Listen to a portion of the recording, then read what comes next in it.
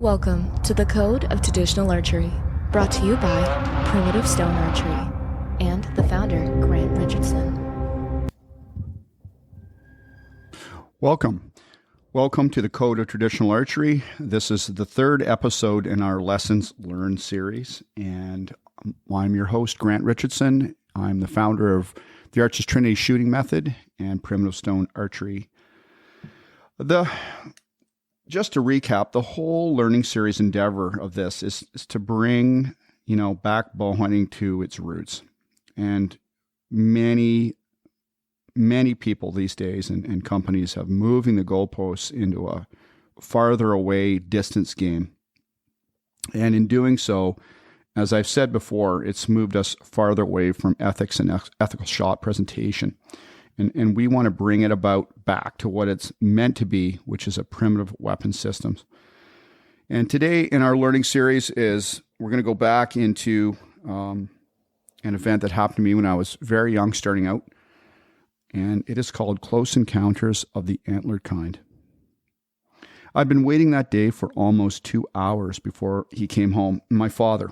And we had been planning on going deer hunting behind an old dump that had almost 500 acres of crown land attached to it, and this was all public land. I was pretty excited. For weeks, I'd been scouting and locating a spot to sit on a small oak ridge that bordered an old retired natural grass fields and overgrown clover. It had cedar fence lines winding it and a tight swamp on the other north side of it. I'd been hunting Hungarian partridge and rough grouse with my Springer Spaniel earlier in September. And as we'd made our way across a field of aging goldenrod and purple clover chasing a covey of Hungarian partridge, I found a well-used deer trail and run with rubs up and down it. One tree on the edge of the property had a massive rub on it, and I marveled at the scrapes and rubs and pieces of velvet still hanging off of that early rub. I was determined to bow hunt that area with my father. This is my early days of bow hunting, and I'd been watching the calendar for opening day for weeks that afternoon as we parked and got our bows out and began to walk back to the overgrown farmland and bush trail that was little more than a few hundred yards behind the actual dump road. As we walked down the dirt road to the trail end, we flushed several grouse that had been feeding in the apple trees and grapevines that littered the cedar line fences. And my father laughed that we should be out with our shotguns and not bows. I'd been telling him for 2 weeks about the deer sign I'd been seeing there. And although he seemed to remain skeptical, he allowed me to have my rants. And as we made our way around the fence line to the main field and bush, he stopped and pointed to a large patch of earth that had been exposed under a low-hanging maple branch. The earth had been tilled up, and clods of grass and dirt hung from nearby brush, and there was a strong odor accompanying it. In the middle of the almost 3-foot wide patch of earth was an enormous deer track, and it was almost like a symbol of sorts to my young mind. Certainly at that age, almost a challenge of "I am here," it said, and I envisioned in my mind an elk-like white-tailed deer churning up the dirt and grass just to let me know he was there, and this was his territory. We made our way across the field, being cautious of the wind direction. Quietly, my father pointed to a rock and tree down the fence line almost 100 yards away or more and whispered to me that he was going to sit behind that where the fence had fallen. And a secondary crossing was evident from the trampled grass of the large field of clover. I nodded to him and wished him luck. I knew exactly where I wanted to go sit, and I ached with anticipation at the chance to see that massive rub I'd found earlier that month. Making my way across the cedar fence, which was beset with a formation of cedar trees running its length, I walked to a cluster of buckthorn and sumac trees, nestled in near an old apple tree, and waited for the grouse to flush just like I had weeks prior with my Springer. And I'd missed spectacularly with both barrels that day, 2 straightaway chip shots of the departing birds. Nothing came out. Walking slowly across the small ridge, I came across a group of trees close to where the other rubs had been and found several small ones ripped apart in a scrape the size of the one I'd seen moments earlier with my father. I couldn't believe my luck. This was the place. I'd found the main trail he was exiting from, the swamp.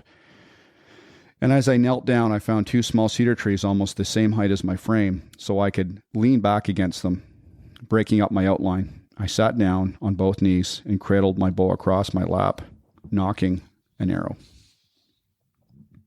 After the wooded area settled down a bit, I had been quiet and motionless for several minutes. I began to imagine the trail ahead of me and exactly the place the deer would come walking out of that swamp onto the small, sparsely treed ridgeline I was sitting on.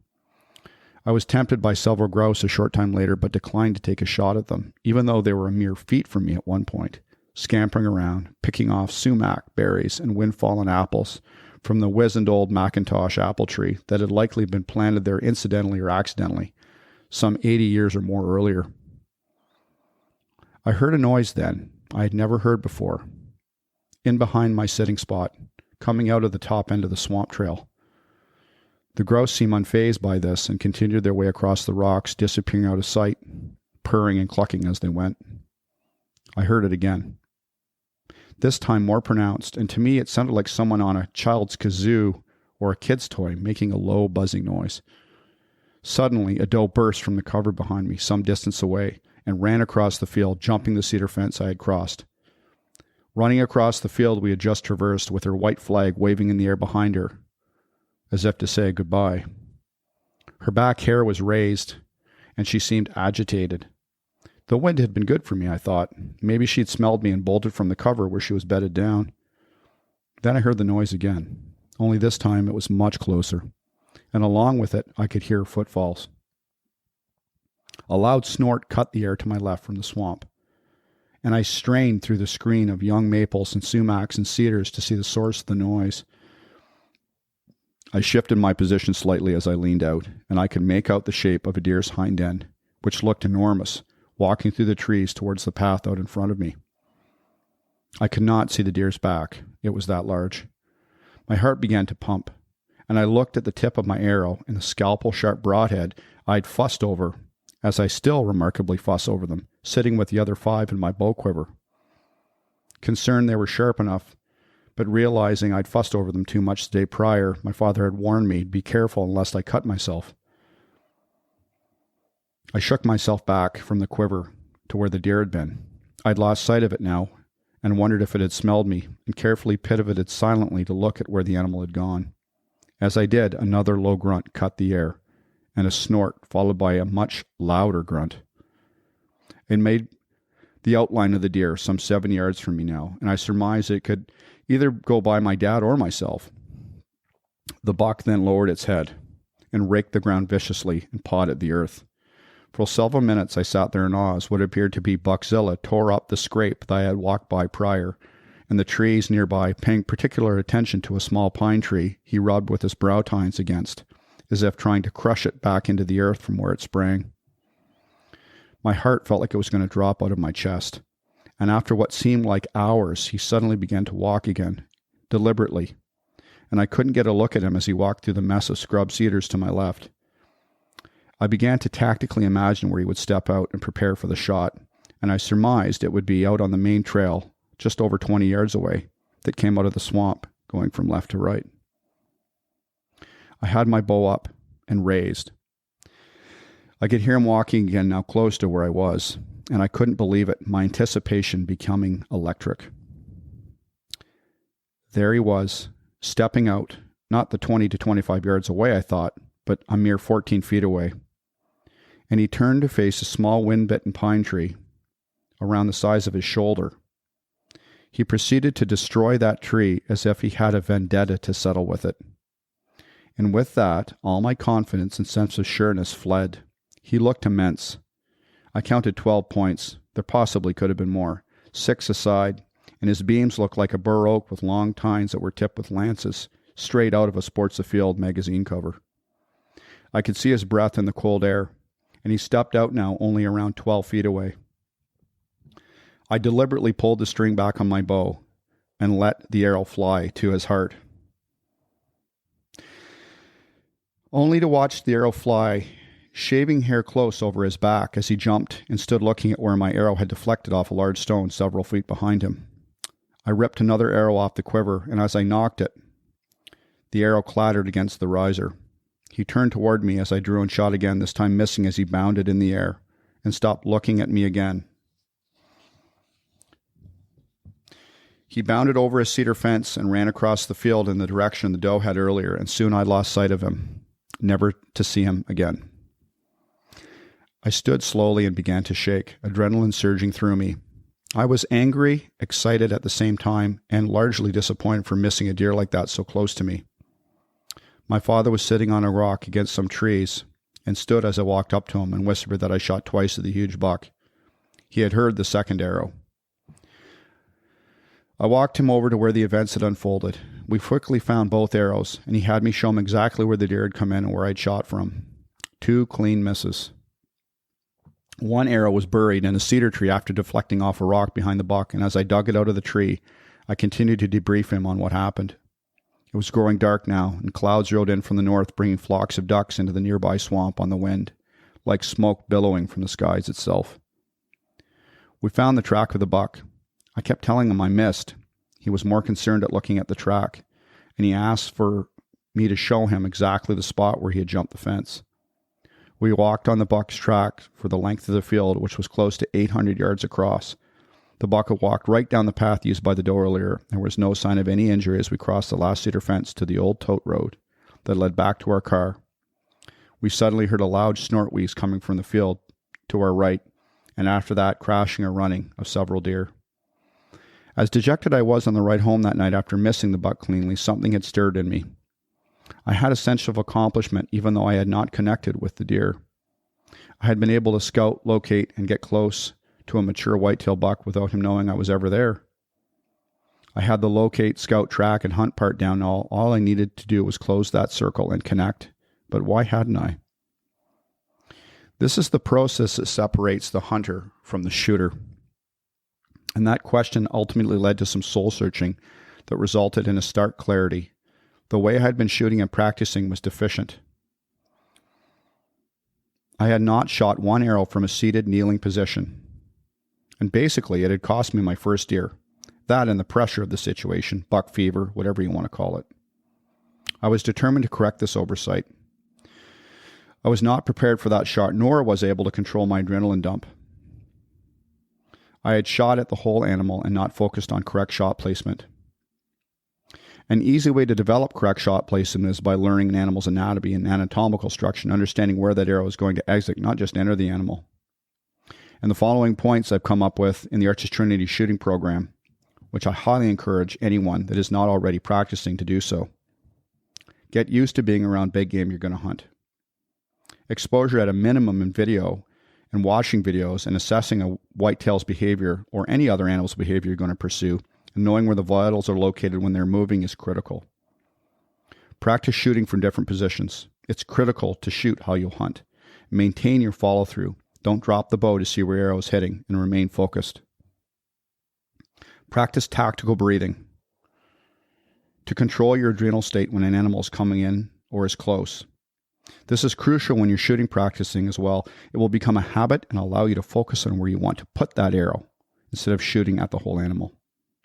This will take, of course, flight time and experience, but with good training can be done. Even when missing a shot, be certain you did not hit the animal. I've tracked and found several deer that archers thought they'd missed altogether. Everything happened so fast amidst the excitement, they didn't realize they hit the deer. Find that arrow. It will tell you the remainder of the story that you didn't see. And finally, know your limitations of both shooting and positions. Ensure you're confident in your equipment without hesitation. Ensure you're shooting with clothing you'll be hunting in. It's critical to be able to perform under pressure. Hence, you should be adding pressure shooting drills to your training. Notice I said training. Shooting should be fun and serious. And shooting many 3D rounds will help in some ways, but remember, it is sanitized pressure. Foam does not move. Setting up a foundation for consistency lies with what is between your ears. It's your sighting system and kinesthetic system together, which is highly evolved already, and lies in capturing what works with archery that goes beyond hand-eye coordination. Think of performance athletics. How does that quarterback receive the ball under pressure and throw that ball to the receiver? Not instinctive? Think again. Performance attribute training and good drills equals function. What is the QB sighting with? A clicker? A sight? A release? Gadgets? Mechanical aids? Yet an NFL QB can, level throw almost 65 to 70 yards with consistent accuracy under pressure and no mechanical aids. A fly rod has no scope, yet people can cast to a rising trout at distances of up to 50 feet accurately with a wind. They aren't watching the fly rod, they're looking at the fish in the same way you're looking at the target with a bow and arrow. Different platform, same delivery system.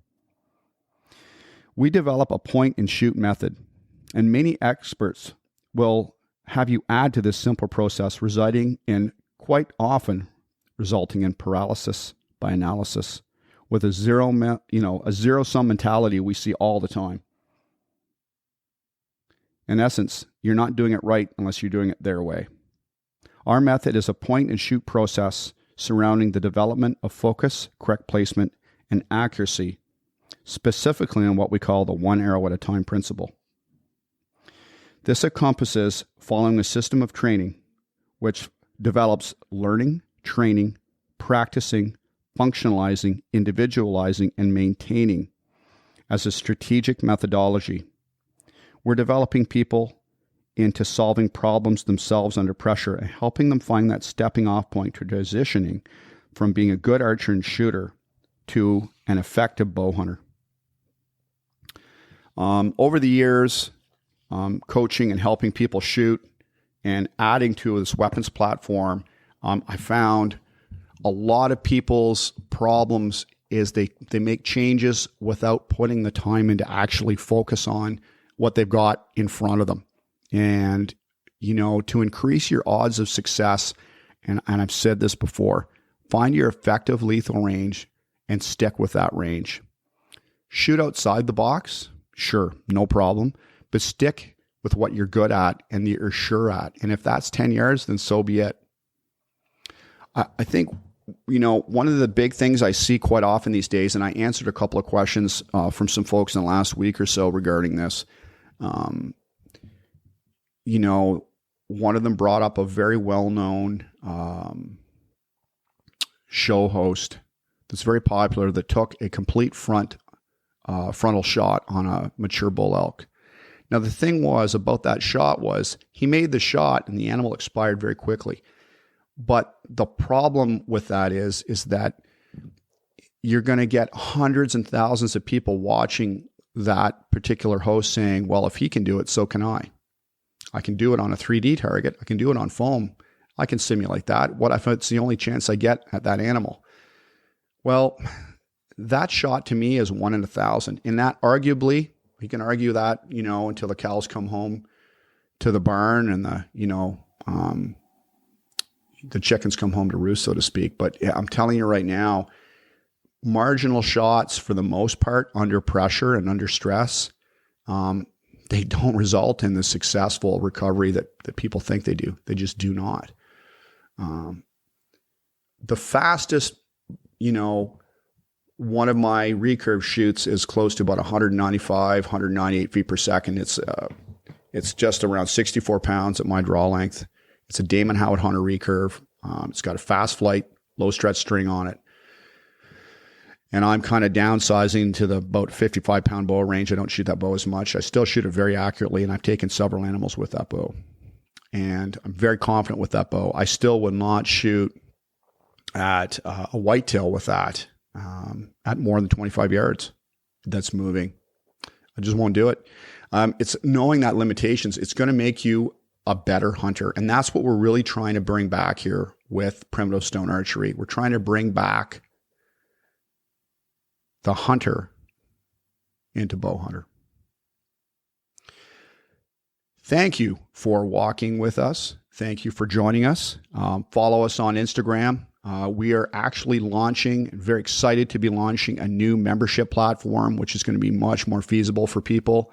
We're going to be launching that in the next couple of weeks. We had a great opener for our wild turkey season here in Ontario. We took a mature tom with a little 54-pound 1972 Howard high speed. Last Saturday morning, we're hoping to duplicate that this weekend on another tom with our second tag. It was a really exciting hunt. And I encourage you to check out Compton Traditional Bowhunters, fantastic organization that is really doing a lot for something we all love and ensuring that it is maintained correctly. Thanks for plugging in. Cheers.